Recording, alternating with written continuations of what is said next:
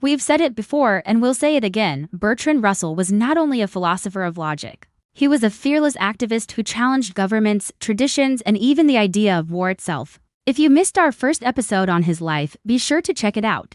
But for now, let's dive into the controversy, the activism, and the incredible life of one of history's greatest minds. Let's get into it. In the early 20th century, Europe erupted into war. World War I was the deadliest conflict in human history, and Britain found itself deeply involved. But amidst the chaos and bloodshed, one man stood out. Bertrand Russell, a renowned philosopher at Cambridge University, spoke out against the war, calling it a tragedy for humanity. He organized rallies, wrote essays, and even set up a pacifist organization called the No More War Movement. For Russell, truth mattered more than comfort, and he was willing to pay the price for his beliefs, and boy, did he pay the price. His bold opposition to the war cost him his post at Cambridge, heavy fines, and even a prison sentence. But Russell refused to back down. As he once said, "I would rather be right than be president of the United States." When the war ended, Russell's reputation as a controversial figure continued to grow. He became an international teacher and writer, traveling the globe to share his ideas with anyone who would listen.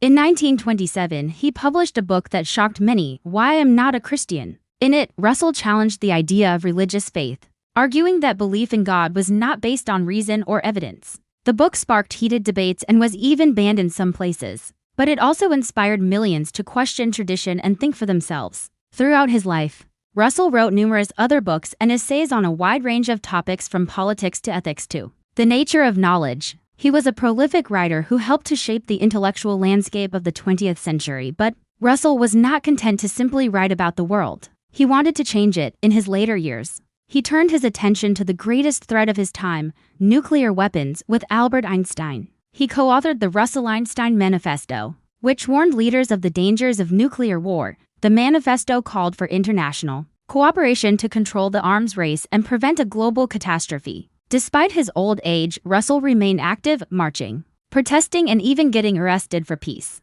When asked why he continued to speak out against war and injustice, Russell replied, "I do it for the same reason that you breathe, because it is necessary to your existence." Bertrand Russell died in 1970 at the age of 97. But his courage and fight for peace remain timeless. His story proves that philosophy is not just about ideas, it is about action. Thanks for watching. Subscribe for more and check out our other videos, including our series Philosophy in a Minute and our podcast available on various platforms.